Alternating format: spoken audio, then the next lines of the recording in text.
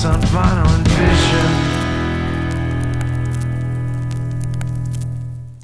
For those of you watching the video, not incorporating any music, of course, because I can't really, but I will provide you a small glimpse of this footage that I obtained of David Ayer performing at the Rock and Roll Yard Sale, like I did on the whale guitar. He happened to be here and was in the state for this opportunity for this event, and I think I coerced him into playing the whale guitar after I did. Hello, welcome to the episode 51 of Vinyl and Vision with my very special guest and very good friend, David Ayer. David Ayer has been a very good friend of mine for a very long time. We go very far back, and we get into that a little bit in the episode. But he is a talented actor and musician, and even a producer. He has some production credits that he's working on, and we do discuss that as well. They go into a little bit further detail. But primarily an actor now. He has been a musician in the past, as far as like being in bands and things like that. Nothing too successfully, but you know, acting is his passion now, and we discuss that as well. So listen up for that. He lives in California now, in Los Angeles, and but he was from Rhode Island. He was from these areas, and that's how we had met. So considering he's an actor, he is a musician. He has that background. He has that ability. So it still seemed, you know, logical to speak with him on this show about a musical influence. We did not really kind of touch on the idea of like, well, you know, how does music affect your acting ability? You know, as far as it being an actor, like how does that influence that art form? But he is a musician, and therefore, I'm assuming, because we didn't talk about it, that that the choice of this album was probably more of an influence on what he knows and does musically. Either way, I found it to be very interesting, and the album he chose was Paul Simon's Graceland, which I was not thrilled about at first, and I get into more detail on that in the show, so I will not go into that now. But it's an interesting album. I do like it. There are certainly some aspects that I really do like and appreciate about it, because I mean it's a massively influential record. I mean it's incredibly popular. It has the ability to, you know, get those hooks dug into you, and so it's kind of unavoidable. It's one of those things. So I don't know how you people out there feel about this record, but you know, there's plenty to talk about it.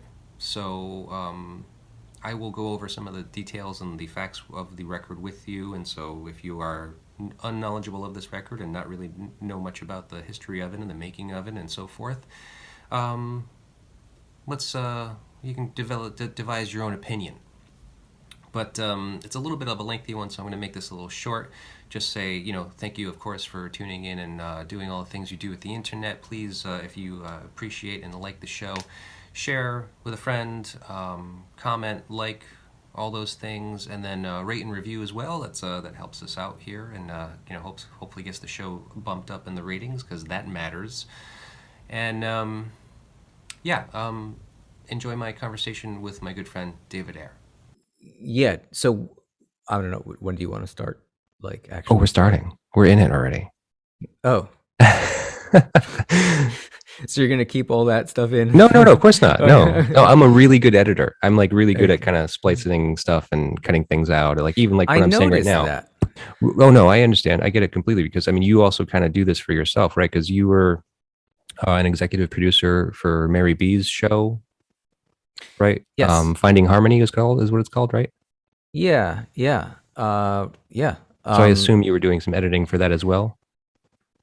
Yeah. So, you want to talk about that? I mean, get into it, man. Sure. All right. Cool. Well, you know, I'm glad to talk about it, and I'll tell you why. Because of all the things that I've ever done, music, film, this project is by far, hands down, the best project I've ever done. Piece of art that I will, you know, if I die tomorrow, that'll be my crowning achievement for me. Okay.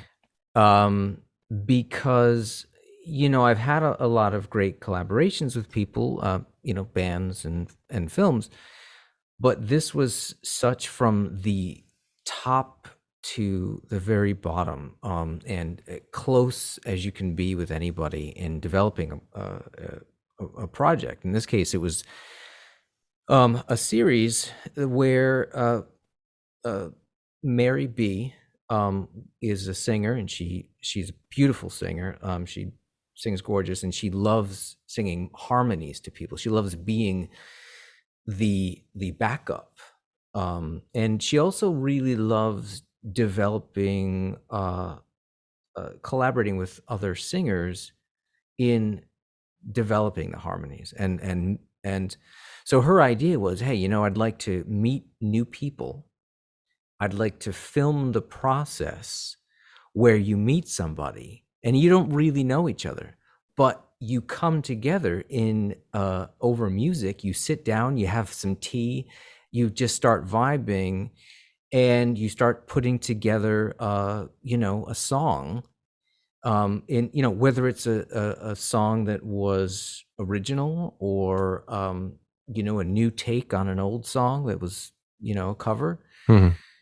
And and you just get to know somebody through music rather than just at work or through a friend or something. And then we would film the all of that, and then we would film the actual collaboration of them singing together.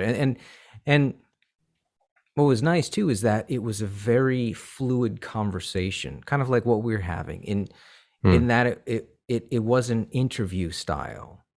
Right. It was Conversationalist. yeah. Well, and because it was, we wanted to hear just as much about the what the word harmony meant to Mary, just as much as we wanted to hear it from the guest. And our initial jump forte into doing this series, we went big. We planned out a 3-month European trip.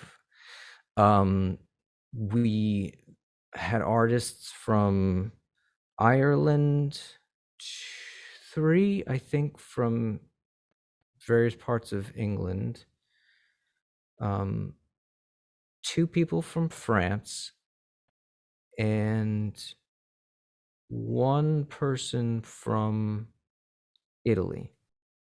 And we sort of made our rounds. So we did go to Scotland, and we actually went to Amsterdam, but no artists for that. Okay. But it was a vacation. It was a it was the best time of my life, I would say. I'd never been to Europe before, and a lot of our friends are in bands, and they'll go touring over in Europe, and the complaint was always the same. It's like, yeah, you pull into a city like Amsterdam or something, be like, yeah, I remember playing in Amsterdam. So how was it? Well, we pulled in around 5 o'clock. We loaded up, and then we slept in a hotel, sat in the green room, and and then we left the next day. So you don't get to see the city. So we made these visits to these different cities. We actually sort of set up camp for a few days or like a week or something. So we'd also, part of the series was travel, kind of not just getting to know the guests, but also getting to know maybe somewhat of like how they came to be, like what maybe influenced them, the environment that they were living in, and right, the other artists that were maybe in the area that sort of influenced them. Kind of like how we get very much influenced by everyone in Providence. I mean, I will say that as much as pop, punk, indie rock music from, and folk, from around the world and from different times, there's a huge part of me that is also rooted in Providence's vast music. because when you think of Providence, it's like, oh, you think of noise bands, right? Yeah. Like there's a that is a thing, but there's also there was a great folk scene at one point, and there was a great Yeah. indie scene. There's a number of great bands and a number of different genres from this area. Yeah. I mean, it's just like, and they've gone on to various degrees of success and acclaim. So some people outside of our bubble of Rhode Island, probably know some of these bands. But yeah, for us speaking about it, I don't think about Rhode Island as just like a noise rock scene. I mean, I think that it's it's a good one. I think that that's probably the most thriving genre currently in the city. But yeah, I mean, I know all the other bands that are happening around here, or at least like, I'm in touch with most of it, at least. I'm not gonna say I'm a scholar of all these bands. I mean, there's a lot in just this little state. It's kind of stupid. Sure. Well, that's kind of one of the beauties of this state, is it's so small that it's what's the old Providence band V for Vendetta had that song title. It was like Providence is a small town and word gets around. Oh, well, that's a very true statement. Yeah. Yeah, you can't really avoid that. Mm. I noticed that you had a production credit for the Deer Tick film. Oh. What was that? Yeah. What was that, the part that you played in that? Okay, so around 2008, I actually, no, I'm sorry. It was 2006. I had a very bad breakup. It was a breakdown, actually, depression. Okay. And I'll get real on here. Sure. I think some of the stigma of mental health is because of the pandemic has gone out the window, which is great because it makes people talk a little bit more open about that sort of thing. And right. So yeah, in 2006, I had a very I was really depressed. And it was to the point where I ended up going into Butler outpatient program, which is a hospital for mental health. And while there, some of the things that they wanted me to develop was just habits that could help me get out of this depression or manage it when it comes. And so one of the things they suggested was getting out, being social, and doing that sort of thing. And I had really been a recluse. And so I thought about, at that moment, and just thinking about my life and how many, and I don't know why, but I've been, going to, music shows since I was 17 or something like that. And I thought, oh man, how many great shows, great bands, great performances I've seen in my life, and how many I couldn't remember. And it bummed me out because if my memory goes, that sort of documentation is is now the only thing I have from that. It's gone.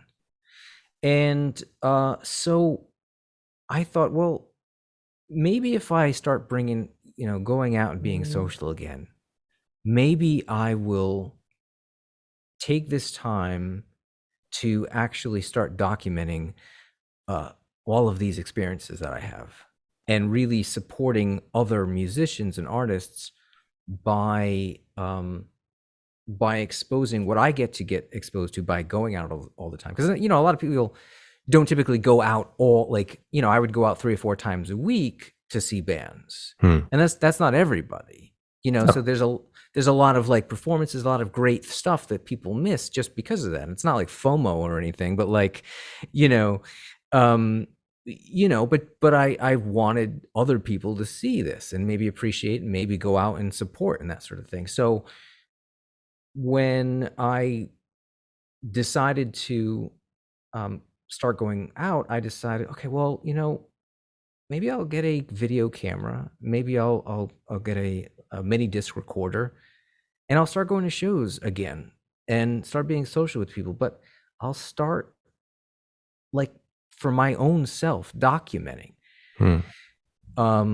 these performances, and so that's what I did. And this was before cell phones that were like, had good video, and Right. it wasn't convenient, No. and you looked weird. Like I would always look weird with this camera and this like little mini disc recorder, like but I didn't care because I loved music. That's why I was there. And so getting back to your question is that the first time that I saw Deer Tick play was in a kitchen in Providence, and I brought my little handy cam Sony recorder and my my mini disc like I always did, and I sat down in the corner and I just filmed the whole thing. I didn't really ask them, and at Right. that time nobody really cared, Yeah. And then that was like really right around the time that YouTube started, and I edited the video together and uploaded it to YouTube. And that's kind of where I began to become friends with John. I had a radio show at the same time as part of this, again, getting out of the depression and just being social. And so then the next time that I had that I saw him and filmed and everything was actually on my radio show. We did a live, instead of in the studio at the radio station, we actually did it in the Brown University. They have like a little cafe kind of thing down there. And we live streamed it and we filmed it, and I took some of that video and I posted it. It's this small little group of like 10-20 people sitting in this little kitchen, and there's some popular songs that he was singing that they weren't like, the record was out, but it wasn't like, it wasn't really huge or anything yet. Right. But like these friends of his knew his songs, so they would just sing. Well, when people came across this video, like there was almost like sing-alongs. And so there's another video that I took about probably like the next year, and they had gotten big to the point now that they were playing their first show at Lupo's, which is like the big, for anybody who's not around, it's like the big venue in Providence, and just filled it. And you can see the look on his face, because the moments that the original kitchen video of like singing along now was happening all at him in this big, huge venue. And it was the first time you can see on his face, like he steps back from the mic and he's like, what? Right. And it was like, for me, it was like really a great feeling, because it meant that I actually did have some impact on this artist. And their career, and like help build them up, help get the word out, basically. Yeah. Like the intention that I had, like a year or two before or whatever, to prop up music so other people would hear it, was happening. And so but anyway, I filmed them, recorded them many times over the years. And so when the producers approached me, they were like looking for like old footage, new footage, and whatever. And John just said, hey, email David Ayer, and like just sent them my email, and then we talked. And I gave them, I don't know, 10, 15 videos and like the audio from them. And so, he asked, like, I'd like to give you a producer credit, because there's a lot of footage from you in this that makes up the, Right. So yeah, I was a bit proud of that. I was like, there's great. So, first of all, thank you for doing this and coming on and talking with me. Dude, thank you so. Like, I've wanted to do this since you started because I just didn't know what record really. Because as you can guess, I have a many like favorite what I call perfect records. Yeah. Yeah. There's a long list, I'm sure. Yeah. Everyone's got one. I know it's a hard ask.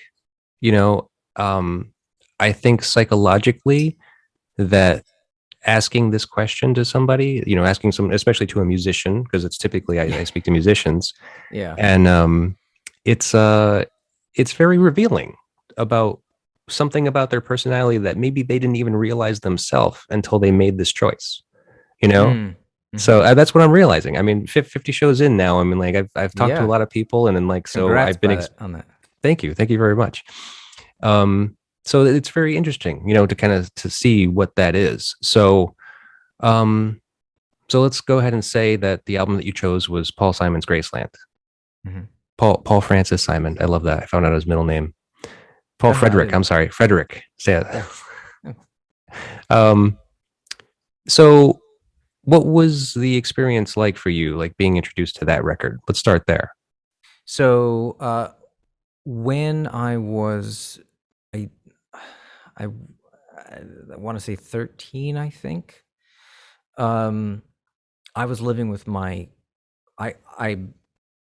my parents were getting a divorce, Okay. and they shipped me to my grandfather's house in Arkansas, and so the city slicker was no more. I was in very rural Arkansas. Mm. It took about sometimes an hour to get to like the grocery store. Like, Oh, okay. You're um, deep. yeah, no, the deep south for sure. Yeah, the next door neighbor was very far away. Yeah. Um, and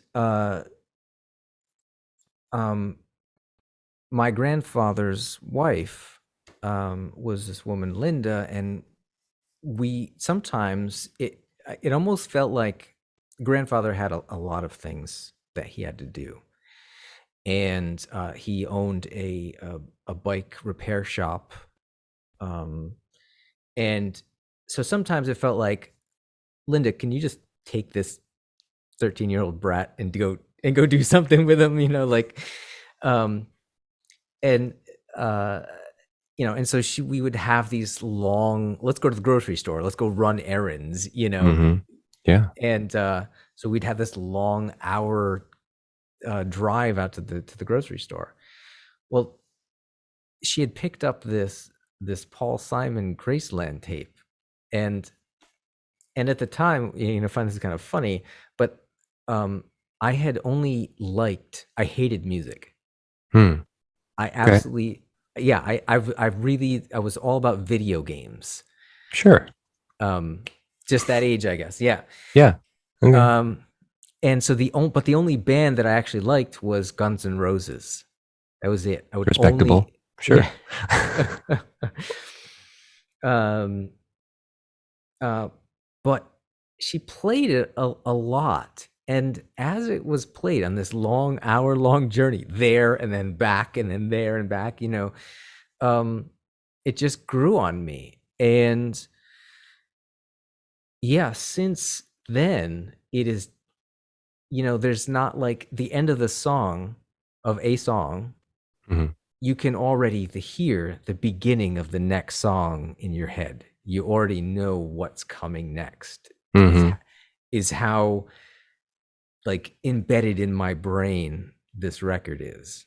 Right. So, because were you listening to this tape nonstop all the time in the car with the grandmother? Yeah, but here's the thing that was funny. I thought for sure that it's because she loved it. Because when I was leaving to go back home, she goes, "Here, take the tape with you." I was like, "What? You don't want it?" She's like, "No." So I don't know if she like wanted me to just like shut me up and listen to the music the entire time, Yeah. and was just didn't never liked I don't know if she liked that Paul Simon record or not. To this day, I don't know. But It seems that she didn't. She wanted you to take it with her. She yeah, obviously didn't need to listen to it again. yeah. What was she listening to at the time? Like was there music in that household? There really wasn't. Yeah. Um, Okay. yeah. I had I had like a little cassette recorder that I would listen to Guns N' Roses on. Hmm. Um, um, and how that ties into now, I guess, is um, I I actually went back. I actually hadn't seen my grandfather in since that time till it was 2010 when Mary B and I, the end of 2010, Mary B and I drove out to LA from Rhode Island, our big move cross country. Hmm. And on our way out there, so it was like 20 years or some odd years later that I would actually get reacquainted with my grandfather. And we just, we regrew this history that we had lost in these 20 years. Hmm. And unfortunately, over the past 10 years, we've gotten to be close. Unfortunately, just last month, he passed away.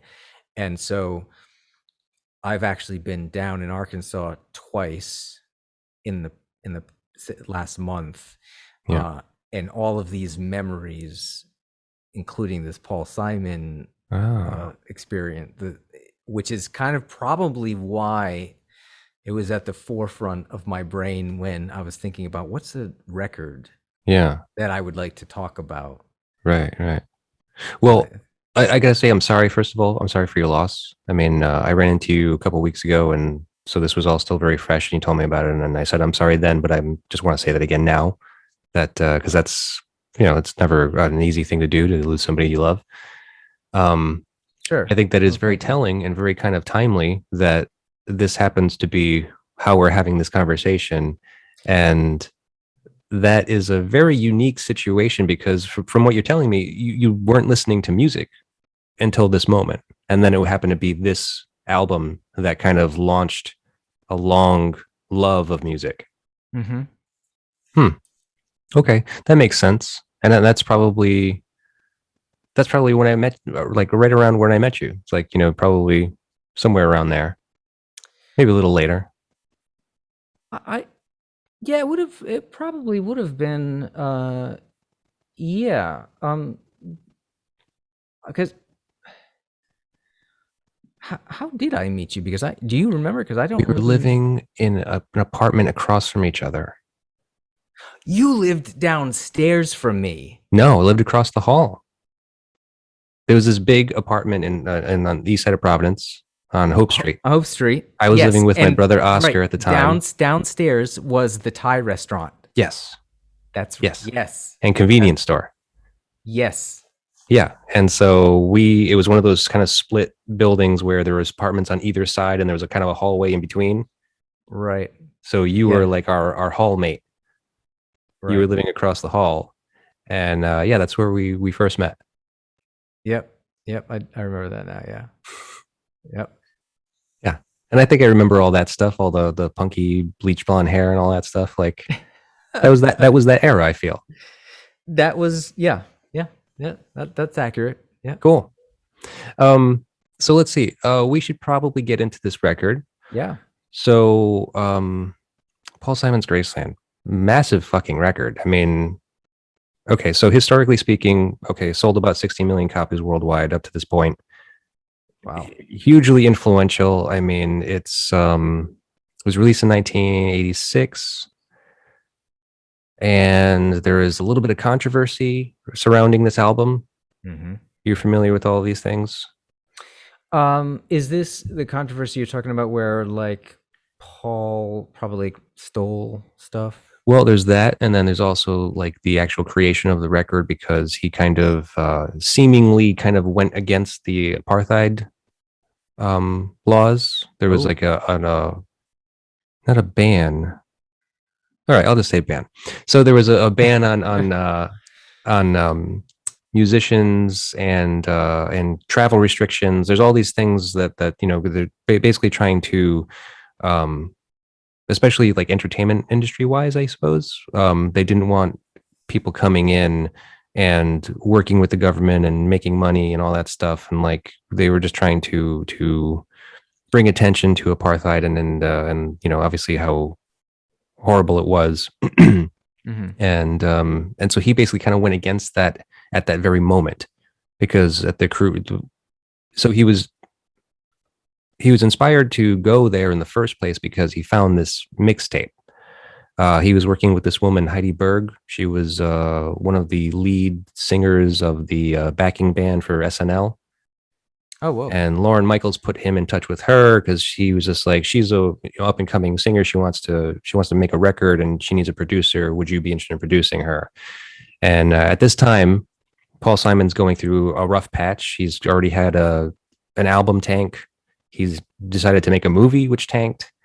So he's running, he's down on his luck. Yeah, I do know about that, and Carrie Fisher. Yes, and his yeah, marriage to Carrie Fisher was deteriorating. So he's going through a rough spot. Mm.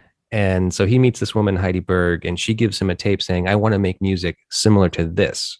And it was actually, it was a mixtape of South African music. I guess it was called Accordion Jive Hits #2. And so there was some kind of like, big name South African artists on there. One of them primarily being the Boyoyo Boys, which actually are featured on this album. So basically, he wanted to go down there to kind of meet these artists, to get to work with them. And for all intent and purposes, it seems like he basically just gave the finger to everybody that told him you shouldn't go down there. Like you have no business being there. It's not a really good opportunity, like not a good time to try to get down there and try to do any kind of work. He kind of made up for it. He tried to make up for it. He overpaid all of the musicians, all of the session musicians, like $200 an hour, whereas they would normally be paid $15 an hour. So, he's just, so this album, like from what I knew, like little bits of it that I knew before, I was trying to do the research for tonight. Sure. I was kind of turned off by Paul Simon because of the controversy, because of what you said, and how there's this air of controversy around him stealing music or not giving enough credit to the musicians that were due. Particularly with Los Lobos, because they actually were the only band that actually like took some kind of legal action against him, which according to the research that I was doing, he says that the first he ever heard of it was 6 months after the album was released. He got a letter from their lawyer basically stating that's like that they deserved writing credits on the song that they performed on. And so what the Los Lobos will say is that, yeah, Paul Simon said, go ahead, sue me, see what happens. So I was just like, okay, Paul Simon, like, there's just so many things about his history that have like rubbed me wrong that I've just like, okay, I don't want to deal with Paul Simon. I know the hits, fine by me. Because like I don't know, he just seems to have this like naivete or just complete disregard. Like he just does whatever the fuck he wants. Like, and when you reach the level that he's at now, yeah, you get to do whatever you want. I don't know. So we'll get into that too, but let's see. We should probably just go ahead and start the album, and which we're going to do right now. Yep. Cool. Let's go ahead and start with The Boy in the Bubble. So this song is The Boy in the Bubble. You seemed obviously very enthusiastic about this song. You really dig it.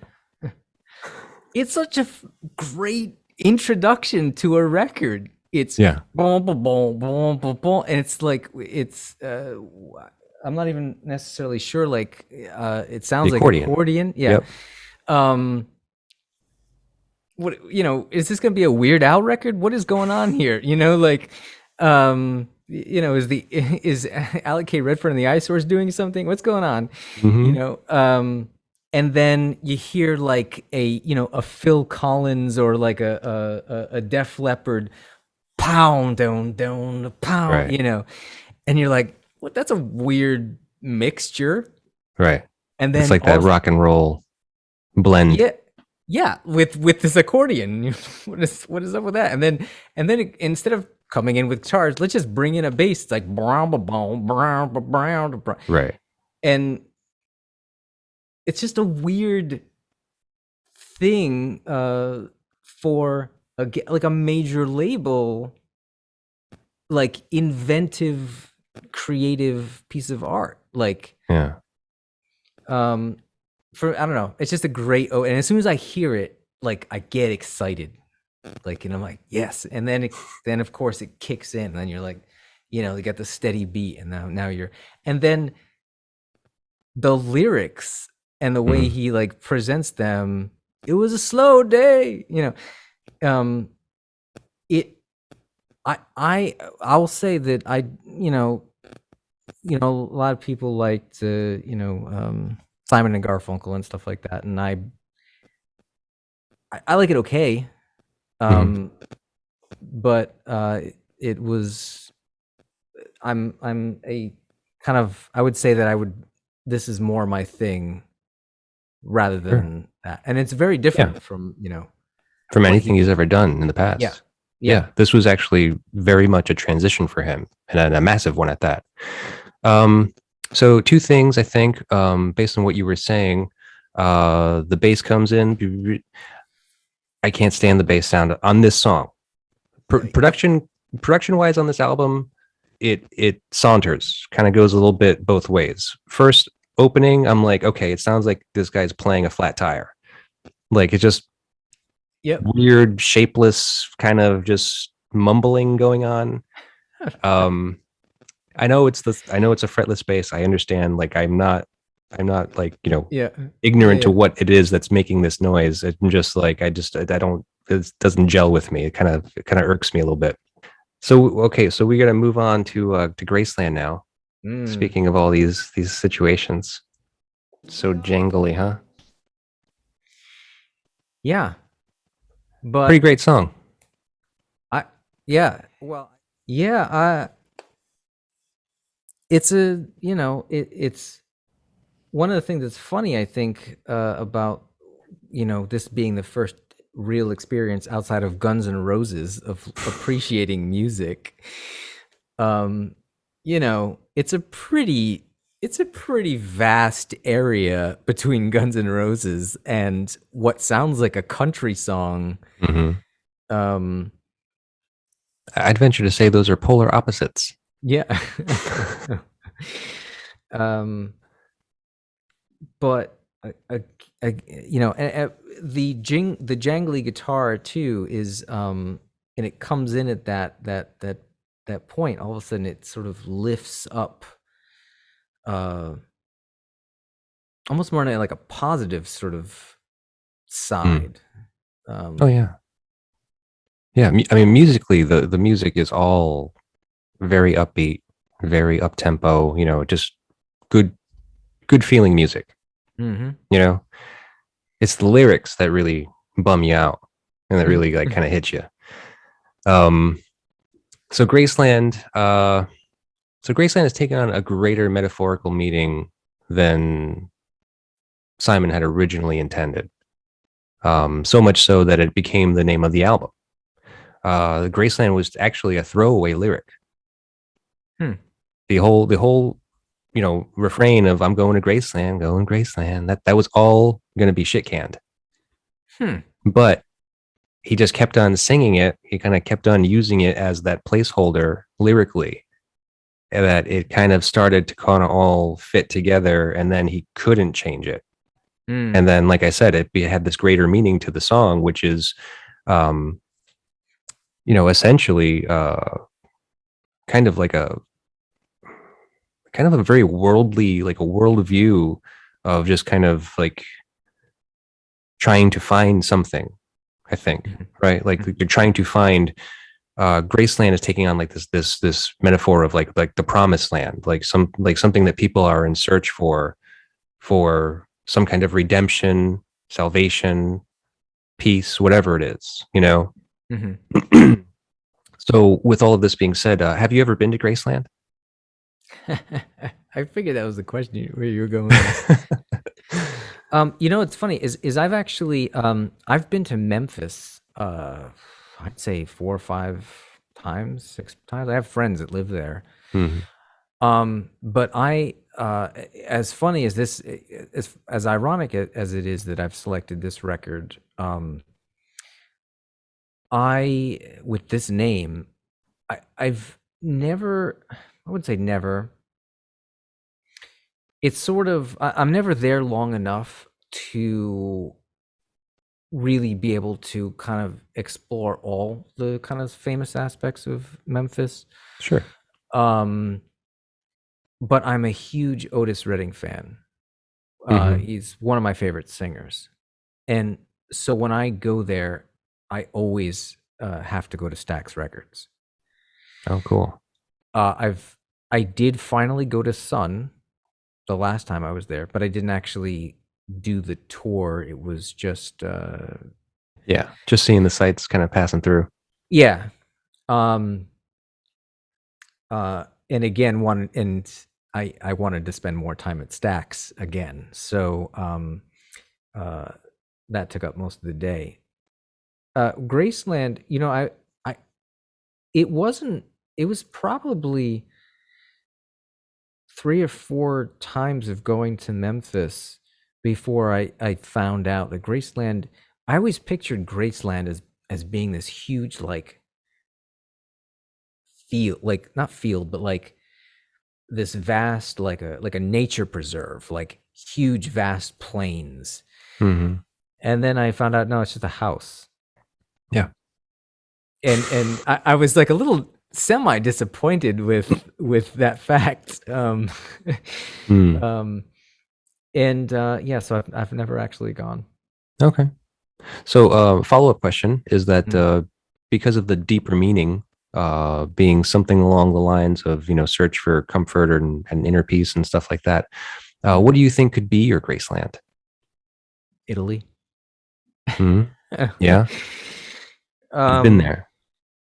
Yeah, when we did the Finding Harmony TV show, yeah, so my heritage is French. I'm a Frenchman.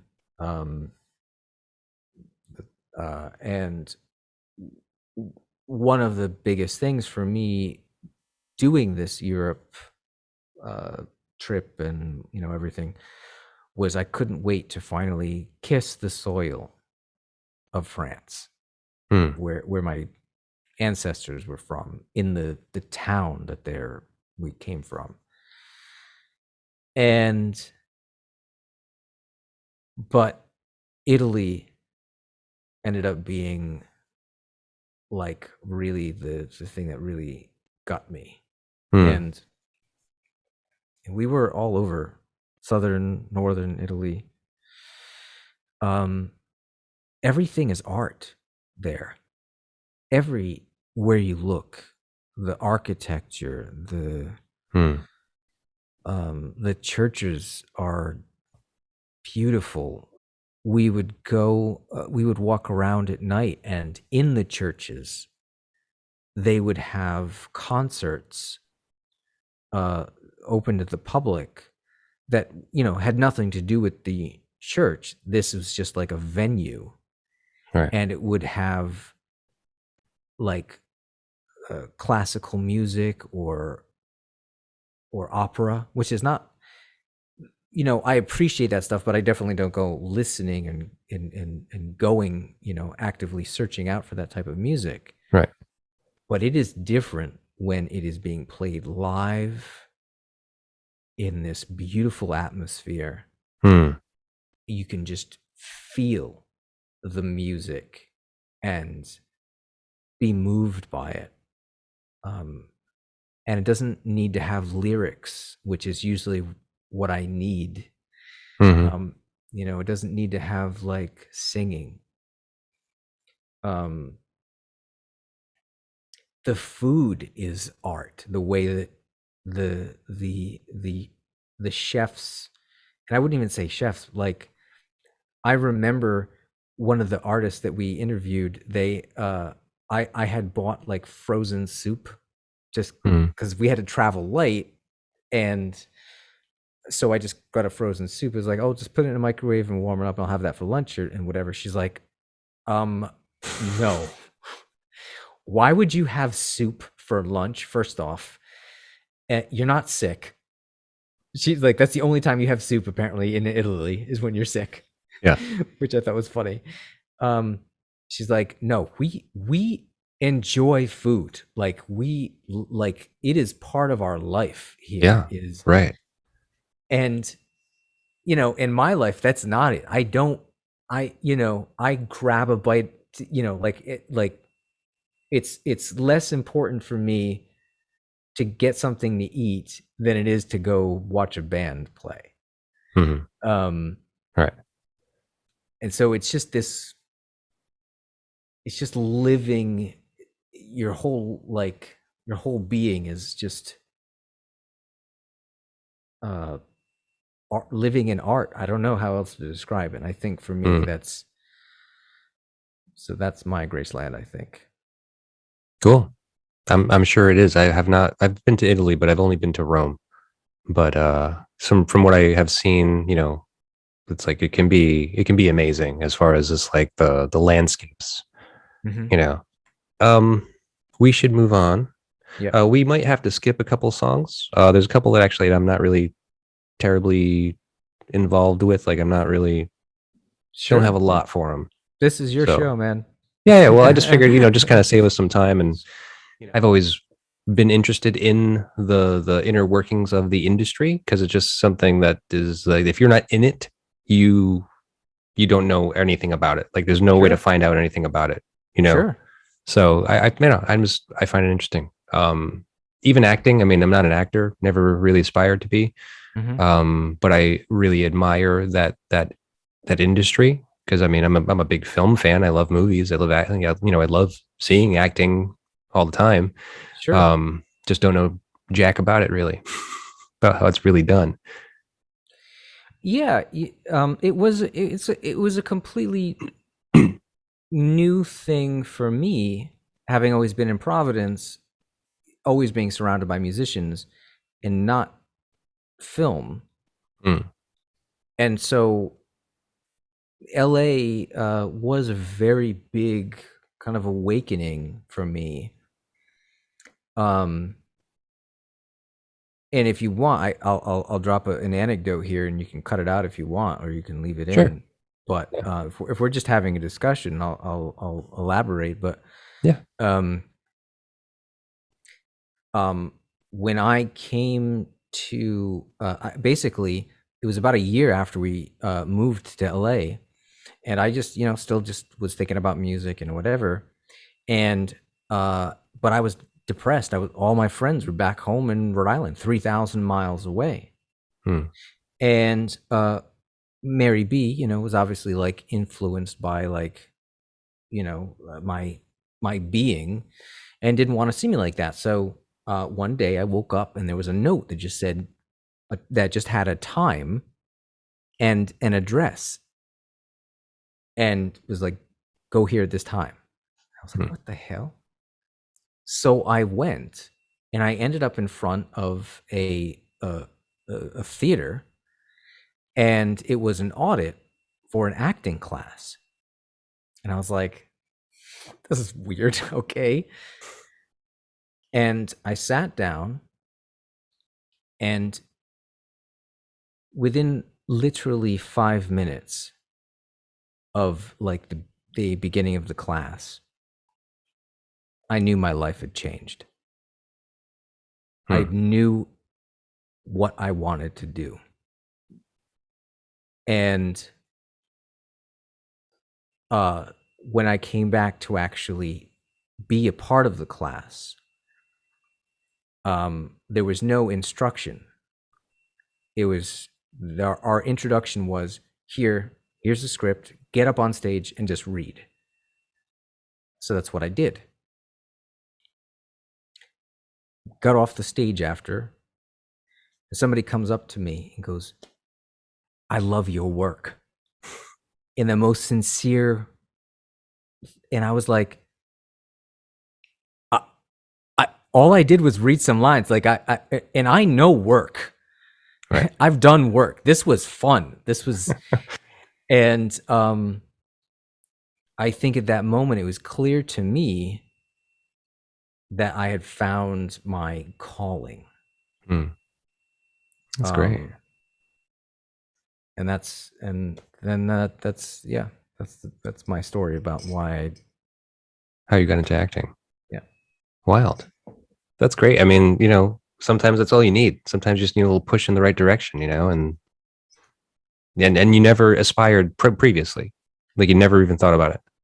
Never thought about it once. And I've my favorite films were definitely like early 90s or mid 90s like independent films like Pie and Buffalo 66 and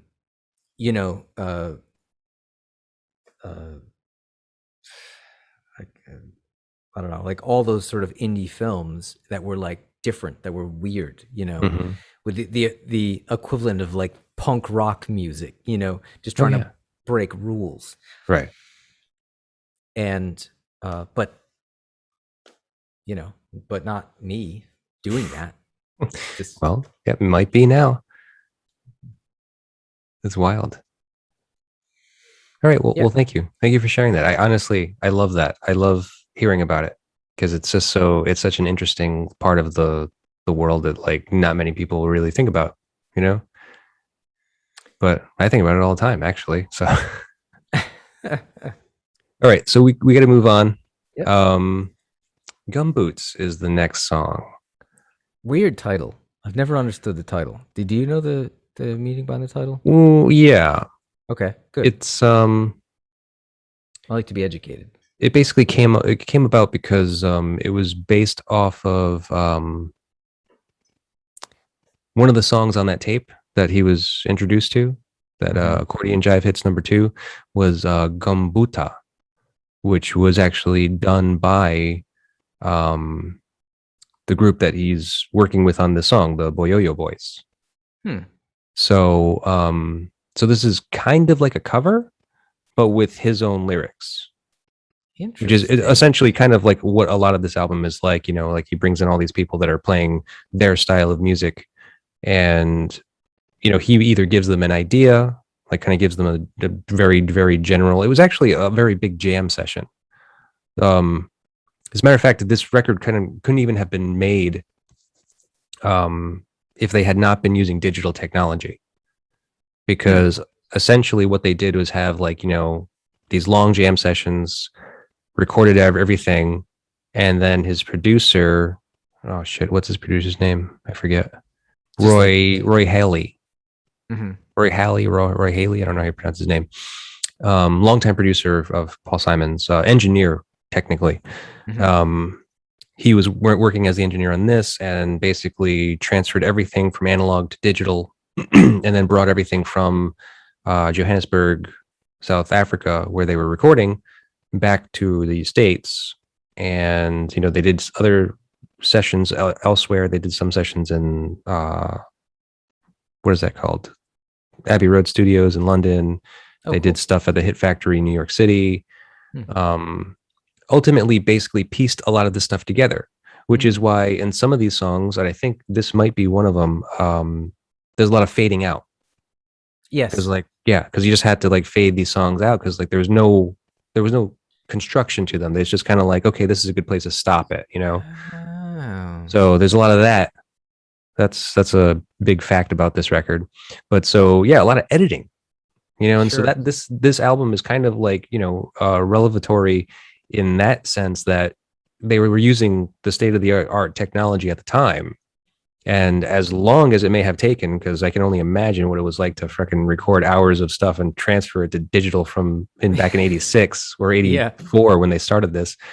And then there's also the idea that you were saying earlier, how this like it sounded like he had no regard for anything. Like he just wasn't thinking about, making a hit song or anything. It was just kind of like, working with the inspiration, something along those lines, which was very true because his label basically gave up on him. They were not expecting anything out of him because he was already having such failure in succession to this moment. So they had no idea what he was doing. And he did have basically free reign to just kind of do whatever he wanted, however he wanted. Yeah, because I think if I remember correctly, the previous record just flopped, and then he got all depressed, and then he sort of like when he went to Johannesburg, just sort of just said, just I'm not going to associate with the outside world and just do this for like however many months it was. Yeah, and just. Whatever happens is whatever happens, and then and I think that he took on that initial excitement of something new. It's just like when you get into something new, like you're acting. It's just like you had no idea that this was there. You all of a sudden have this love and appreciation for something, and now it's just like, wow, I'm really excited about doing this. Let me go whole hog into this thing and just kind of work on it. Yeah. So that's kind of essentially how this all came to be. So let's do a little bit of gumboots. Cool. I just gotta say thank you. Thanks for coming on, man, and talking to me about this. I'm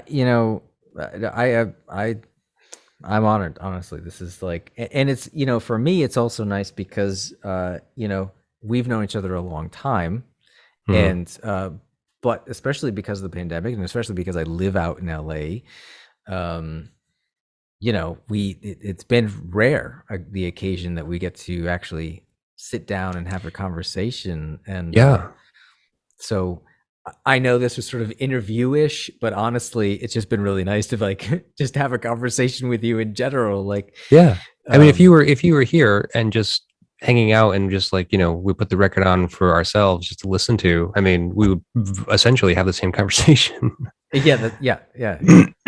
Sure. Yeah, I might get up and dance a little bit more, but oh, I get it. Yeah, of course. But that's just we're dealing with what we've got, So this has been great. Well, thank you so much for having me on, and congrats on 50 episodes. And thank you. That is dedication, honestly. Doing my damnedest. Yeah, well, you could do one and say, no, fuck it. I almost did. There's still times when I'm just like, oh, fuck it, man. I don't want to do this. For sure. You have these moments, but you got to just push through and keep on working on it. Keep on making it better, right? If that's what moves you, then yeah, absolutely. For sure.